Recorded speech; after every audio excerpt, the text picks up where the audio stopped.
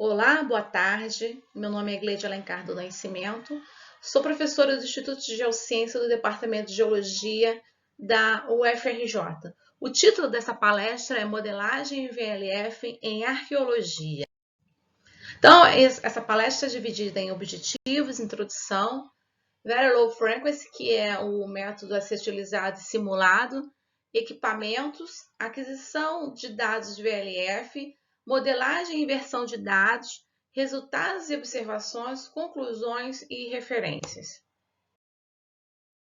O objetivo dessa palestra, desse estudo, no caso, é verificar a resposta do método eletromagnético geofísico VLF para artefatos arqueológicos e analisar, através de um software gratuito, que qualquer um pode baixar na internet, o FRECO-EM1D, para o caso unidimensional, onde foi simulado também um sítio arqueológico com suas principais características e verificar como é que responde o método.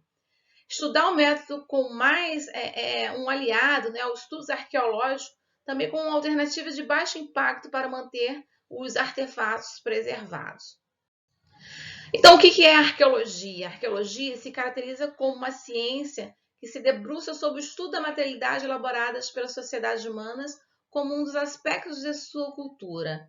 Então, quando o geólogo trabalha junto com o arqueólogo, a gente vê que tem a associação ali do solo com os artefatos arqueológicos. Então, a gente tem um sítio arqueológico com os seus componentes a serem analisados.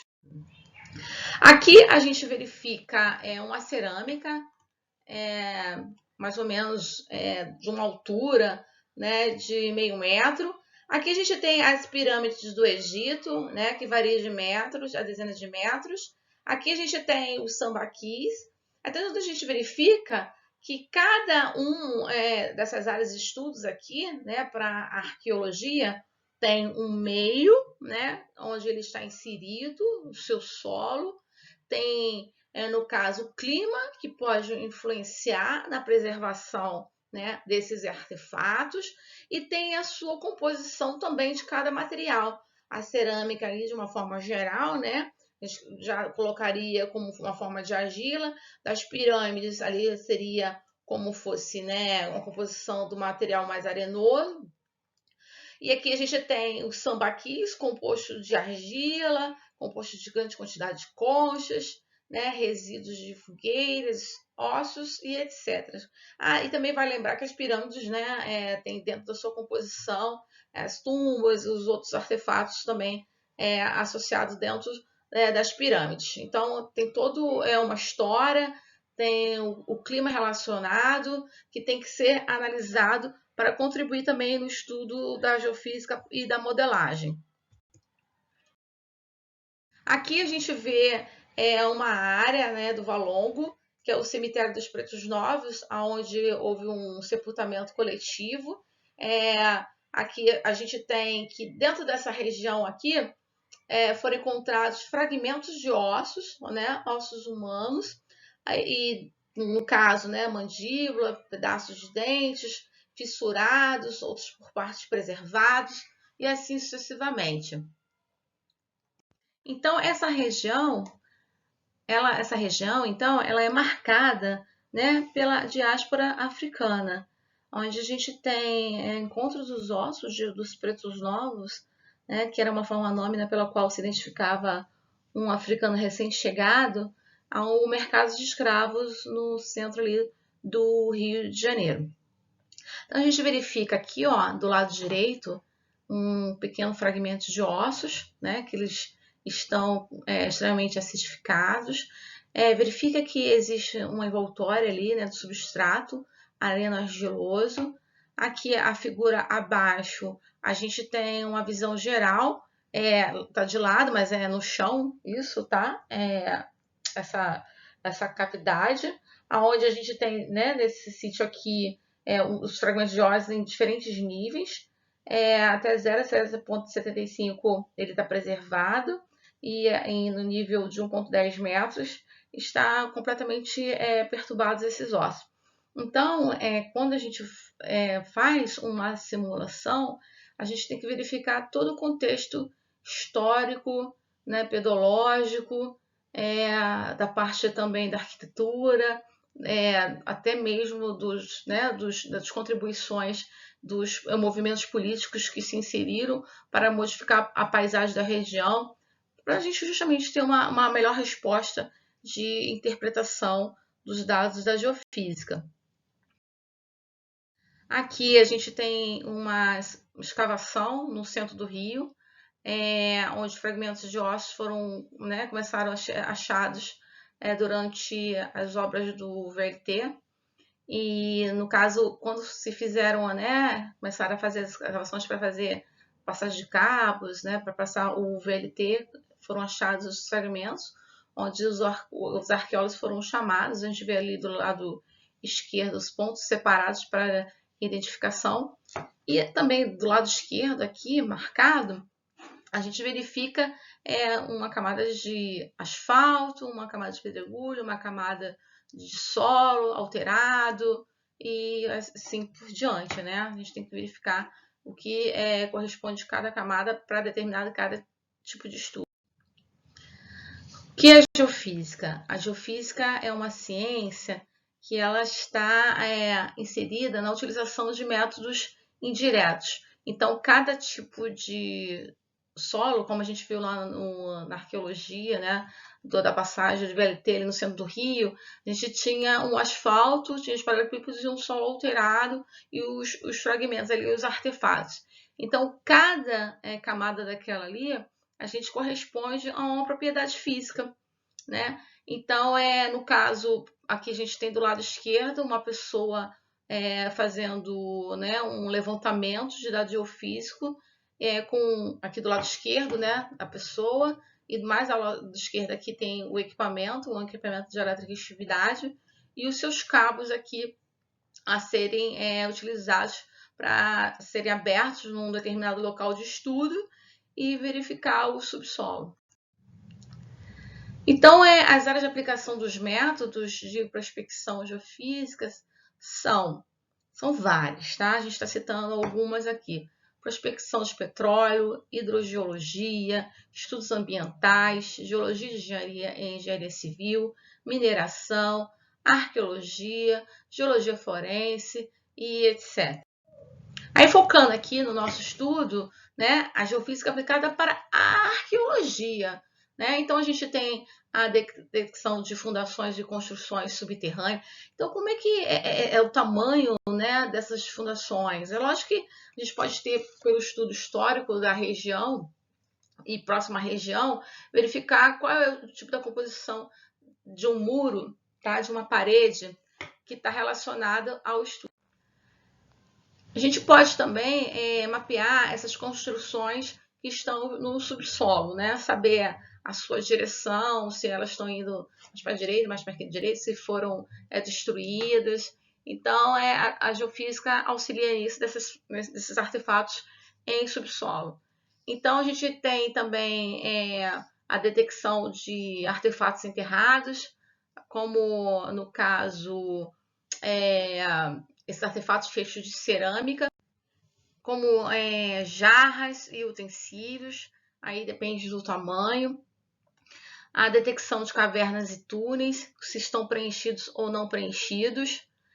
Detecção de covas e ossadas, como pode ser o tamanho dessas covas e essas ossadas também, como é que elas estão dispostas, como a gente viu também ali no IPN.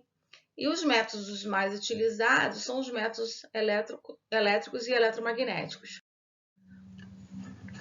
Então, dentro, né, desse contexto da modelagem e simulação de dados, nós estamos aqui dentro das ciências exatas e da Terra, onde a gente tem as geociências, ok? As geociências dividem em outras áreas: geodésia, geofísica, geografia, física, geologia e meteorologia. E dentro da geofísica, a gente tem a geofísica básica e a geofísica aplicada. Então, a gente tem que o uso né, da simulação, a gente está inserida dentro do estudo de pesquisa da geofísica aplicada. Não necessariamente um método geofísico vai ser usado só na área da geologia ou só na área da geofísica. Pode ser, como a gente está vendo aqui, pode ser usado na área da arqueologia, né? A gente pode ter um departamento de arqueologia e ter lá todo, né, esse conhecimento para ser utilizado para essa área. Então, geofísica aplicada, nós temos os métodos sísmicos, métodos elétricos e eletromagnéticos. Então, se divide em eletroresistitividade, polarização induzida, eletromagnético indutivo e radar de penetração no solo. Aqui a gente tem eletroresistitividade, né, como método elétrico. Aqui a gente tem a polarização induzida como um método elétrico, eletromagnético indutivo é um método eletromagnético, radar de penetração no solo é um método eletromagnético, e o nosso método VLF é um método eletromagnético. A gente tem um método gravimétrico, um método magnético e outros. Todos esses métodos aqui, a depender, né, da composição e profundidade do material e o tamanho do material, eles podem ser aplicados. Vantagem na utilização dos ensaios geofísicos. Dependendo do método geofísico, ele pode ser um método rápido, né, para você achar um determinado alvo em subsolo. Também ele não destrói o alvo em profundidade, que é o que a gente quer, né, a preservação desses artefatos e uma localização rápida deles no subsolo. Ensaios in situ, ensaios não pontuais, ou seja, eu posso fazer um teste de aquisição do dado, ver se esse dado está bom ou ruim, né? E dependendo do tipo geofísico, método geofísico, ele pode responder bem ou não.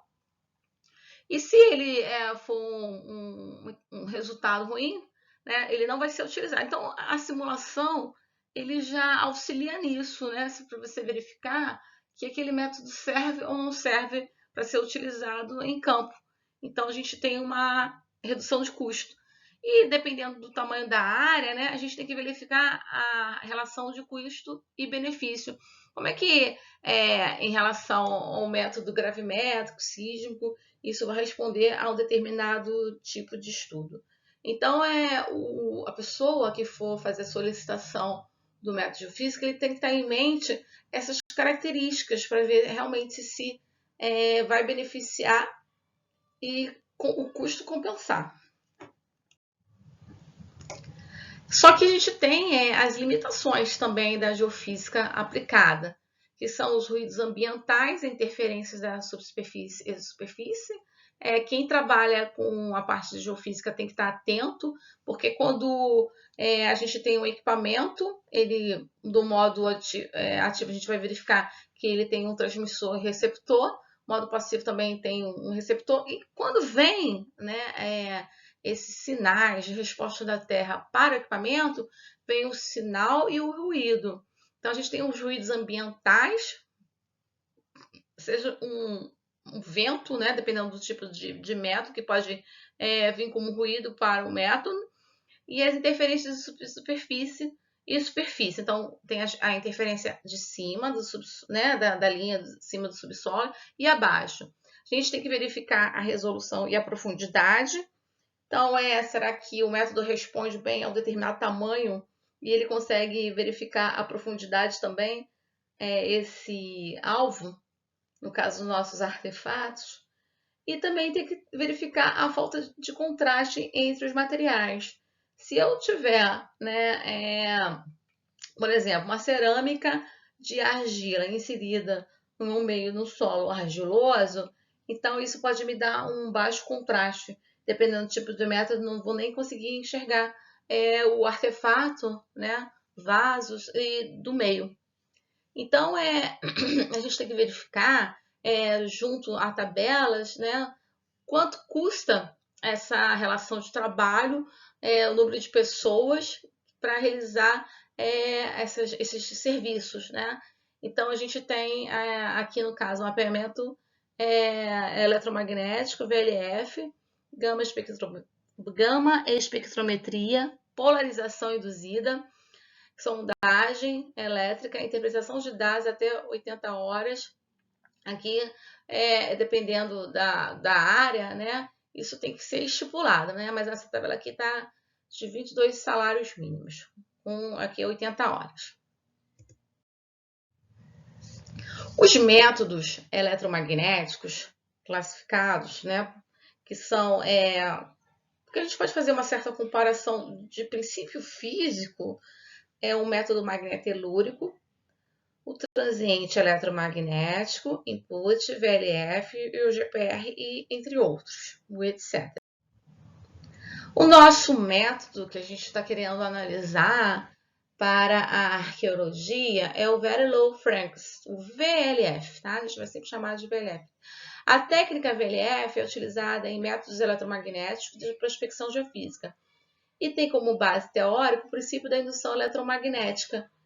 Ele está dentro de uma frequência muito baixa. A gente tem que os métodos eletromagnéticos, né? Ele tem uma frequência, então ele tem um ciclo, né, de propagação, que é o período, né, relação de período e frequência, e possui um grande comprimento de onda.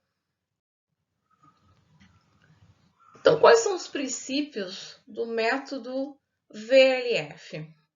Ele tem que seguir os princípios do eletromagnetismo com campo elétrico, campo magnético, magnetização, indução magnética, conceitos de correntes, correntes ligadas, correntes livres e etc. O ponto de medição aqui, né, das propriedades físicas para o método VLF é a condutividade. Mas se a gente for falar, só para lembrar que o inverso da condutividade é a resistividade. Então, tem método eletromagnético que vai te dar a condutividade em resposta, né? E resistividade. Só para lembrar que é um inverso do outro. A gente tem as leis da física da indução eletromagnética, que a gente tem que percorrer a corrente, que gera um campo elétrico e, por consequência, o campo magnético aparece também, tem essas grandezas relacionadas. A gente tem a relação dos domínios, né? Então, a gente tem essa relação. Só para lembrar que lá de cálculo, a gente tinha aquela relação, né, de derivada integral, que é justamente essa transformação de domínio do tempo para o domínio da frequência.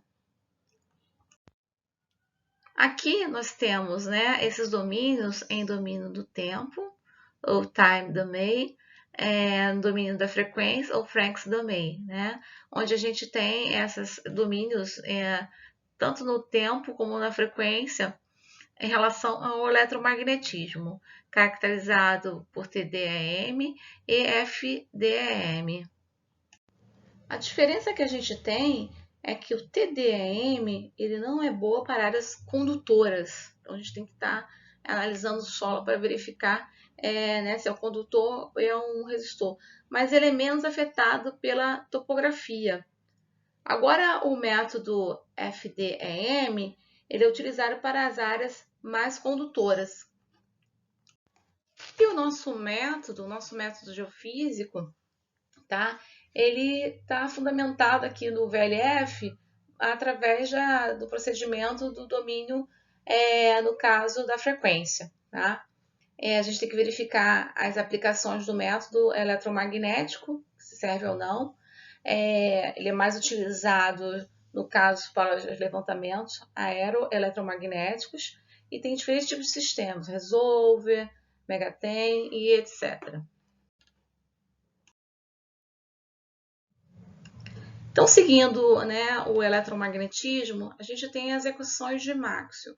As equações de Maxwell, de acordo com o Nabla, aqui do lado direito, a gente tem as direções, né, x, y, z. Então, a gente já tem um conceito aí do espaço, né, onde está inserido o estudo, onde essa onda vai se propagar em determinada direção.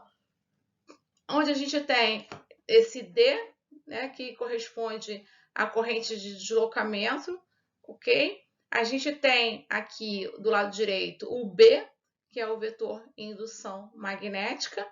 A gente tem o campo elétrico, né? Quando a gente tem um aumento de campo elétrico, tem um efeito contrário da produção de direção, lembrando que é um vetor do vetor indução magnética. A gente tem o campo elétrico, né, aqui abaixo, que é a quarta campo magnético, onde a gente tem esse J, que é a densidade de corrente, e mais o deslocamento, né, a corrente de deslocamento elétrica. Então, a gente pode reparar que é justamente o que a gente mencionou lá nos itens, né, essa relação do campo elétrico, do campo magnético e as correntes.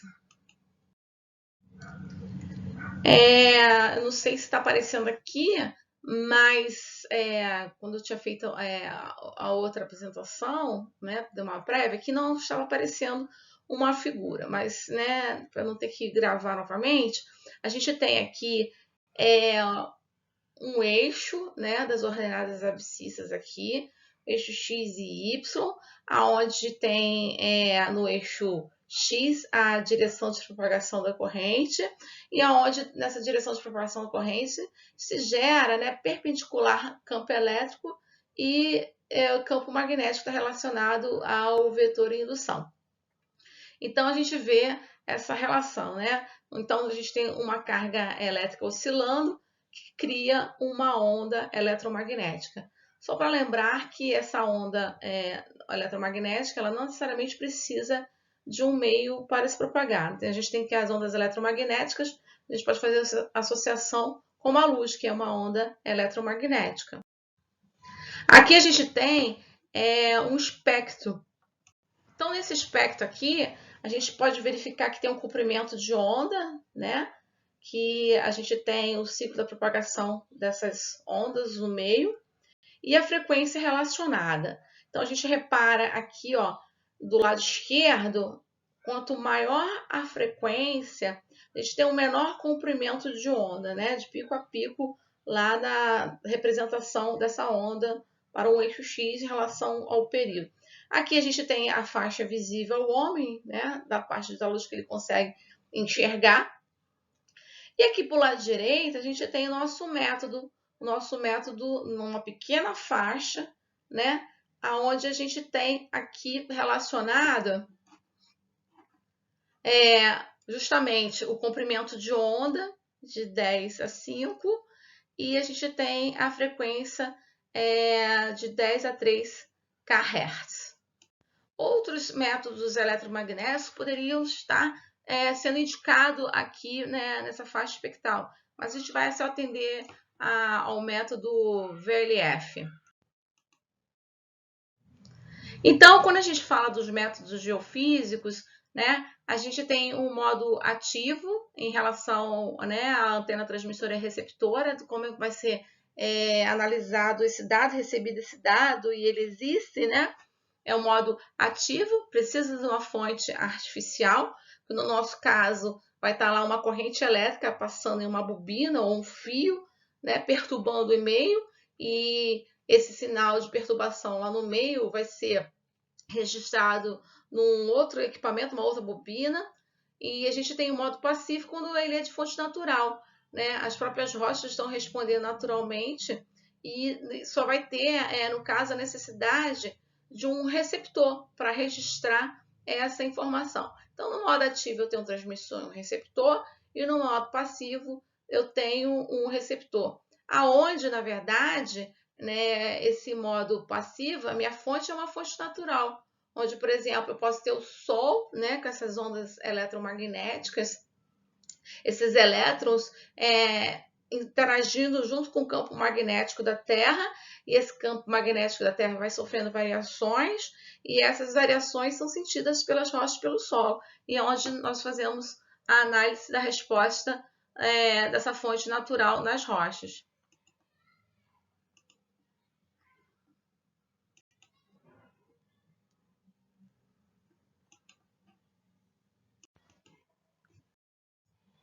Aqui a gente tem, no caso, né, um esquema representativo das equações de Maxwell. E olha só que interessante. Aqui a gente tem um TX e um RX, que é a antena transmissora e a antena receptora. Aí nesse amarelo, que seria uma bobina, um fio, passa corrente. E nessa corrente vai gerar, dependendo da direção da propagação dessa corrente, de acordo com a regra da mão direita, esse campo magnético, né, ele está na direção para cima ou para baixo. E o que acontece? Ele vai fazer uma indução na rocha, né, que a gente tem as correntes edge geradas no material onde está sendo analisado. Então, a propagação dessas correntes, né, nesse material vai gerar um campo magnético secundário, onde dentro desse, né, receptor vai ser registrado esse campo magnético primário. Então, a gente tem 4 propriedades aqui importantes, que são o campo magnético primário, lá do transmissor, o campo magnético secundário do alvo e a corrente elétrica, né, tanto nos dois casos, da antena e do alvo, e o material condutor e onde ele está inserido. Aqui a gente vê bem, no caso, como é que funciona esse esquema de propagação, só que lembrando que a gente falou que os métodos geofísicos, eles têm a direção de propagação da fonte em todas as direções, tanto para o subsolo, né, abaixo da superfície, ou acima da superfície. Então, aqui a gente tem, né, a relação do campo magnético e o campo magnético primário e o secundário. Aqui, ó, olha só como é que aparece aqui as linhas de campo, né, vermelha, tá na direção para cima e entra aqui na direção do receptor, né, o sinal do transmissor, e aqui a gente tem também o da rocha em profundidade. Aqui, olha, interessante esse esqueminha aqui, o esquema A, B e C. Aqui a gente tem as bobinas, né, no ponto A, na figura A. Aqui a gente tem na figura B um fio, lembrando que as bobinas são vários, né, fios em volta de uma circunferência. Aqui seria só um fio. Aqui a gente tem, no caso, no item C, na figura C, um transmissor, um fio, e aqui a gente tem as bobinas, tá? No receptor. Então, repara que quando eu tenho várias linhas, né? Uma espiral aqui desses fios montando essa bobina, eu tenho uma boa resposta das rochas de transmissor e receptor. Aqui a gente vê o esquema que foi falado. Aqui no item B, a gente tem, né, somente um fio, então passa uma corrente, em vez de ser vários loops aqui, e tem o receptor, tá? Ele é registrado, mas repara que, né, tem uma pouca indução aqui para o condutor. Aqui, no caso, a gente tem a própria resposta da rocha, né, sendo recebida na bobina receptora. Então, a gente verifica aí que a quantidade de corrente e diferença de potencial, ela pode ajudar, né, na propagação dessas ondas e aumentar a qualidade do sinal. A gente tem que, as medidas que são feitas de propriedades físicas, a gente tem a condutividade e resistividade. Então, a gente tem um caso que a condutividade é a capacidade de uma corrente elétrica que tem como fluir, né, dentro desse meio. Então, a gente faz a medição da condutividade pelo inverso da resistividade. Então, a gente tem uma classificação aqui bem breve, né, do que é um material condutor e isolante. Então, o material condutor, a gente tem essa mobilidade de elétrons dentro desse objeto, né, e isolante, a gente tem a dificuldade da mobilidade dos elétrons dentro desse objeto. Então, por meio de medições, pode-se observar uma grande variedade de resultados que são frutos de enorme variação de resistividade e condutividade das rochas.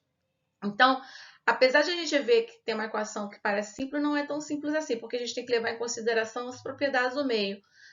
A rocha, né, o mineral dessa rocha, a gente tem que levar em consideração os acessórios, né, a gente tem que levar em consideração o espaço, a porosidade desse meio, se esse meio, né, no caso vazio, que é a porosidade, está preenchido ou não com algum tipo de fluido. E qual é a resistividade ou condutividade desse fluido. Aqui eu coloquei uma equação de resistividade aparente, a depender, né, do método geofísico eletromagnético, essa equação ela modifica um pouquinho a sua característica, né? Em um ambiente de indução eletromagnética, a resistividade aparente é calculada como função do tempo de decaimento do campo magnético induzido secundário. Então, aqui, ó, ele tem, no caso, a resistividade aparente, né, que mostra o que quer dizer esse termo aparente. Ele está mostrando a resistividade do alvo, mas você não sabe a profundidade. Você tem que achar a resistividade depois, né, através de outros métodos no processamento do objeto. Mas a relação vem aqui, ó, mostrar que existe, no caso, um aumento do transmissor, tá? Aqui a gente tem a permeabilidade magnética, ok? Aqui a gente tem o vetor indução e aqui a gente tem o tempo, né? Sempre quando nós trabalhamos, né, na área de geofísica, a gente tem um certo parâmetro próximo já a ser estudado. Por exemplo, esse método aqui, que a gente está falando, o VLF, ele é um método de propriedades físicas de condutividade. Então, a gente pode verificar a resistividade, que é o seu inverno. Aqui a gente tem, né, os sulfetos maciços, que tem uma baixa resistividade, e rochas ígneas e metamórficas que têm alta resistividade. Então, aqui a gente já começa a ter uma noção prévia dos objetos em profundidade. Aqui a gente tem essa variação, né, da rocha máfica, félsica. Só para lembrar que quando se faz o estudo, né, do caso, a gente tem que levar em consideração, por exemplo, a rocha ígnea lá, ela está fissurada com água, então tem que levar em consideração o valor de resistividade, porque lá na rocha ígnea está com 1000 e aqui na água fresca está com 100. Então, quanto que está fraturado ou não essa rocha e preenchido com uma água doce ou uma água salgada, tá? Então, as tabelas de resistividade têm que ser bem analisadas. Aqui a gente, né, passa do macro para o micro aqui. A gente estava falando de rocha, mas em relação ao solo, né, que está depositado lá, os nossos objetos. A gente tem, no caso, os solos alagadiços, ok? Pantanosos. A gente tem as argilas plásticas, argilas compactadas. A gente tem areia argilosa, silicose. Então, tudo tem que ser analisado, né? Os calcários e etc. Aqui a gente tem, do lado esquerdo, já para as questões dos ossos, né, que tem que ser analisados. Então, para arqueologia, a gente não vai ter, pode até ter pedrificado realmente a parte do músculo, né? Mas se for considerar só os ossos, a gente tem que verificar que a resistividade desse solo está em torno, ou desse osso está em torno de 150 ohms de metro. Também tem que ser verificado se esse osso ele está no meio de uma areia silicosa, né? E ele foi todo, no caso, preenchido com uma pequena ou grande quantidade de areia ou argila. Então, tudo isso tem que ser analisado para a gente já ter uma ideia se o método geofísico irá funcionar ou não, tá? Aqui nesse gráfico, né, abaixo, aqui onde a gente pode visualizar nesse gráfico, a gente tem do lado esquerdo a voltagem e tem o campo magnético, né? Então, a gente tem para um bom condutor e um ruim condutor. Aqui a gente tem, né, para um mau condutor, no caso que... Qual o caso que a gente tem? O seguinte, para o lado esquerdo, a gente verifica um mau condutor, né, da primeira curva logo acima, e outra curva abaixo para o bom condutor. Então, a gente verifica que as voltagens iniciais altas precisam ser utilizadas, mas o campo decai rapidamente, ok? E para o bom condutor, as voltagens iniciais são menores, mas ele decai mais lentamente, né? E aqui no lado direito, a gente tem o vetor de indução magnética, a indução magnética, que está relacionada ao campo magnético, ok? Então, a gente verifica essas respostas que eles vão decaindo lentamente, né? E vai tendo um aumento de condutividade.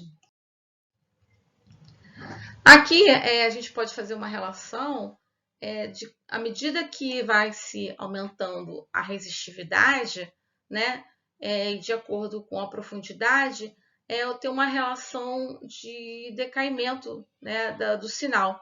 Então, a gente tem uma relação que a gente chama de skin depth.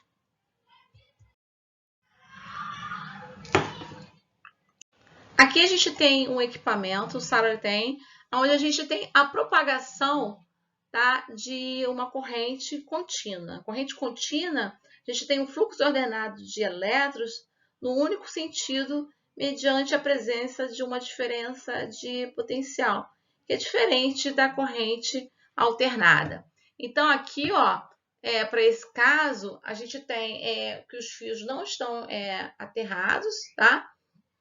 E verifica que quando ela tem essa direção aqui, ó, o campo magnético está como se estivesse saindo do papel, né? E existe uma bateria ajudando na propagação aqui das medições de dados do subsolo.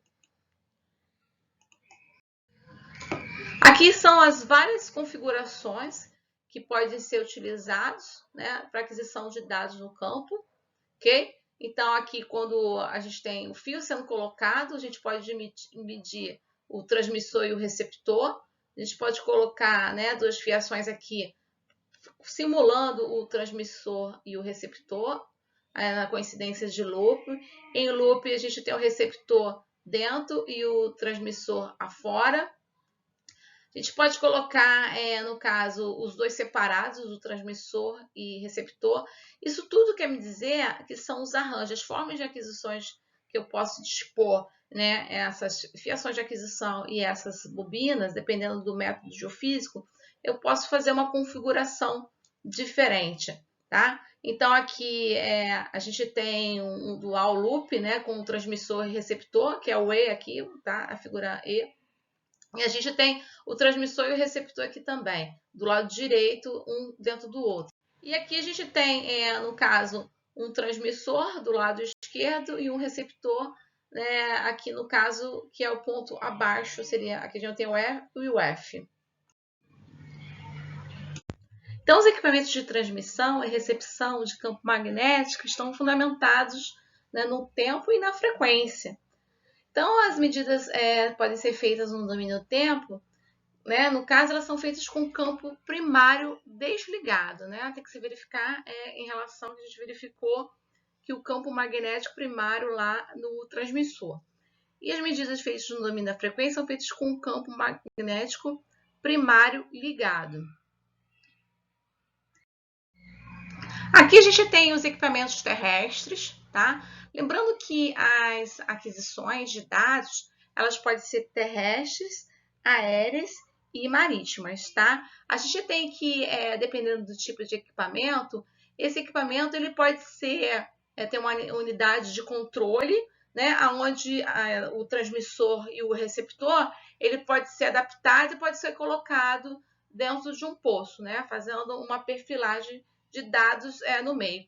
Aqui a gente vê do lado acima, né, esquerdo e direito, uma pessoa fazendo a aquisição de dados, tá? E aqui do lado direito a gente tem um esquema, né, de subsolo com 1, 2, 3, 4 camadas. Aí no meiozinho aqui em azul a gente tem um reservatório aqui de água, aonde a gente tem aqui esse quadradinho fazendo a representação do fio, ou poderia ser uma bobina aqui fazendo a injeção, a colocação do campo magnético primário, né? E, no caso, fazendo a recepção do sinal. Então, teria que ter um transmissor e um receptor. Aqui no caso, né, como só tem um aqui, a gente tem como um receptor. Aqui a gente tem vários tipos de, né, equipamentos. Aqui a gente tem as bobinas, Sarah tem, umas bobinas com XYZ. Aqui a gente tem Geonix Protem. A gente tem o equipamento M34, Geonix, ok? Aqui a gente também tem o Apex aqui, do lado esquerdo. Aqui a gente tem um sistema Smart aqui. E a gente tem um transmissor eletromagnético 37. Então, é lógico que dependendo do tamanho do alvo, né, da sua necessidade, do caso de estudo, dependendo do tipo, né, se é arqueologia, se é mineração, aí vai depender também da profundidade e resolução que vai ser escolhido o equipamento com os princípios físicos do eletromagnetismo. Então, como é que ocorre, né, a aquisição aqui dos dados VLF, tá? Então, aqui a gente tem as bobinas aqui com uma pessoa embaixo, né, com um equipamento EM34, onde tem um transmissor e um receptor. Aqui acima, né, à esquerda e à direita, à esquerda a gente tem o dipolo vertical, tá? E do lado direito o dipolo horizontal. Onde a gente tem no caso do lado esquerdo, as camadas em subsolo, camada 1, camada 2, camada 3. Do lado direito a mesma coisa. Lembrando que aqui está relacionado à condutividade e o tempo de propagação, né, desse sinal em profundidade. Repara também aqui, né, na figura esquemática, que essa bobina, ela, no caso, está apoiada aqui sobre o subsolo, tá? A gente tem o campo saindo vertical, um dipolo vertical, e do lado direito aqui a gente tem ela, como esses homens estão aqui carregando as bobinas, né? Elas estão na sua ponta apoiada. Lembrando que, para esse caso aqui, do dipolo horizontal, a gente tem um diâmetro, né? E do centro para baixo a gente tem um raio que deve ser analisado. Essas aquisições elas podem ser, do caso B, feitas, colocadas, apoiadas na superfície ou com uma pequena distância acima do subsolo, né? Do limite entre o ar e o solo. Então, a gente verifica, né, que nesse caso aqui, o campo magnético ele está paralelo aqui ao subsolo, ao contrário do lado esquerdo, que é perpendicular. Então, a gente tem que estar atento aos espaçamentos também com relação ao transmissor e o receptor. Nesse caso aqui, a gente tem um espaçamento de 10, 20, 40, que são dados de entrada até que a gente vai fazer a simulação, ok? Então, para esse dipolo horizontal, a gente tem que a profundidade máxima, né, para 10 é 7,5 e para o dipolo vertical é 15. Para os outros, olha, verifica que de 20 aqui, ó, horizontal é 15 e vertical é 30. Aqui para 40 é 30 e 60. Só para lembrar que os artefatos, né, eles não estão para essas profundidades de 15 e 30 e 60. Então, tem que ter muito cuidado na análise. E a gente vai mostrar o resultado desse método VLF para esse tipo de caso, né, com relação à separação. Então, aqui, ó, a gente tem a simulação de um asfalto com centímetros, onde está imerso os artefatos. Aqui a gente tem uma pessoa, né, os ossos dessa pessoa aqui. A gente tem, no caso, os muros de diferentes tamanhos, né? E aqui a gente tem os utensílios, os vasos. E como a gente fez uma simulação lá por causa do valongo, a gente considerou que poderia ser um solo alagadiço, né? Numa simulação. Então, lembrando que aqui os dados estão resistividade, a gente faz a conversão para a condutividade. Então, aqui no esquema, né, para essa representação passando para cá, a gente tem que verificar que quando se faz a simulação, esses corpos eles já modificam suas formas, né? Aqui eu não vou fazer uma representação, por causa das minhas grades aqui, de um utensílio perfeito, ele vira um quadrado, né? Aqui o do muro eu até consigo fazer, um muro maior, menor, e também dos ossos aqui eu também não consigo fazer a representação da cabeça, do tórax, né, da mandíbula, enfim, né? Tem que ser uma coisa mais retangular, dependendo do tamanho, pequeno ou grande, e etc. Então, isso que vem ser a minha modelagem. A modelagem, eu estou modelando essa situação, ok? E depois eu vou ter que, para verificar os resultados VLF, eu tenho que fazer a inversão dos dados. Ou seja, vou ter um dado observado, né, que seria essa figura 22, abaixo, e teria a inversão desses dados, que vai me dar um resultado final. Só para lembrar que a inversão de dados aqui é através dos métodos dos mínimos quadrados, tá? Amortecido. Então, eu não vou entrar nesse detalhe, que é um conceito matemático. Existem outros modos de inversão, tá? Mas no caso, para esse tipo de simulação, não tem essa variação para poder escolher e está em cima dos métodos mínimos quadrados somente. Então, lá no programa, a gente tem, né, uns arquivos de entrada que já te auxilia bastante, né, para fazer essa simulação. Você pode colocar várias camadas, vai um máximo de 20 camadas aí. Você pode, em cada camada, colocar a condutividade e a espessura dessas camadas. E tem, no caso, o espaçamento entre eles, né? O modo horizontal e vertical e a medição caso da condutividade. Então, aqui ele dá um exemplo, né, do espaçamento, aqui ele dá um exemplo do modo, tá? No caso da frequência também utilizada, ok? Aqui, esse 0,5 é da altura em relação ao solo, ok? E a condutividade. Então, esses dados aqui, eles podem ser alterados e você verificar o resultado. Só para lembrar que você pode simular vários resultados 1D e, no caso, depois botar esses arquivos juntos, né, compondo um 2D. Mas nós fizemos aqui só o caso 1D para ver se realmente, né, esse método serviria para o caso da arqueologia. Aqui a gente tem o programa, né, fazendo a modelagem.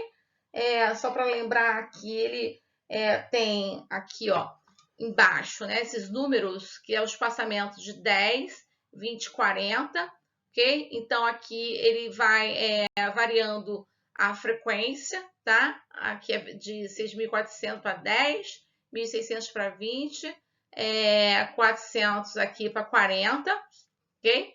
Então, a gente tem quanto mais raso, maior a frequência, ok? A gente tem que, no caso, para essas antenas aqui, tem né, em relação ao subsolo, tem uma certa distância, ou está completamente apoiado. Então, a simulação aqui, para cada pontinho desse que está aqui, é justamente na direção horizontal e vertical a colocação dessas bobinas. Então, aqui do lado esquerdo do gráfico, a gente tem escrito o modelo de condutividade, o cálculo, né, da aparente observação aqui e também a medida, tá? E aqui a gente tem o número de interações para tentar reduzir o ruído através dos mínimos quadrados amortecido e o percentual de erro, tá?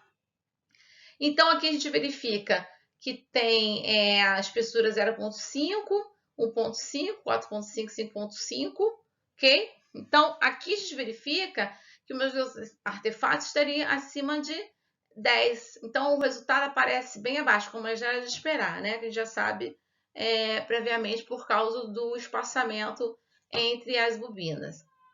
Então, a gente vai reduzir isso tudo aqui para 10.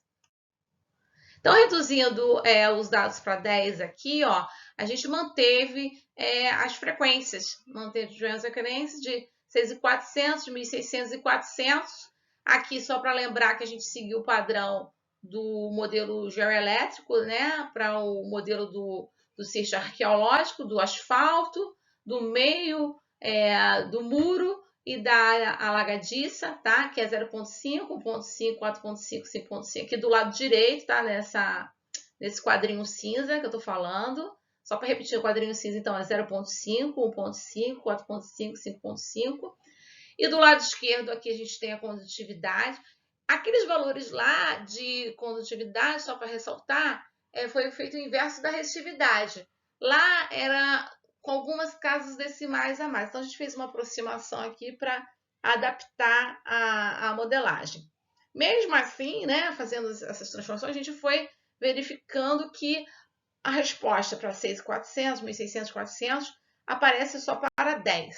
Então, no caso, não adianta nem mudar o espaçamento, mas as frequências continuam dando diferente. Eu não consigo enxergar os outros objetos.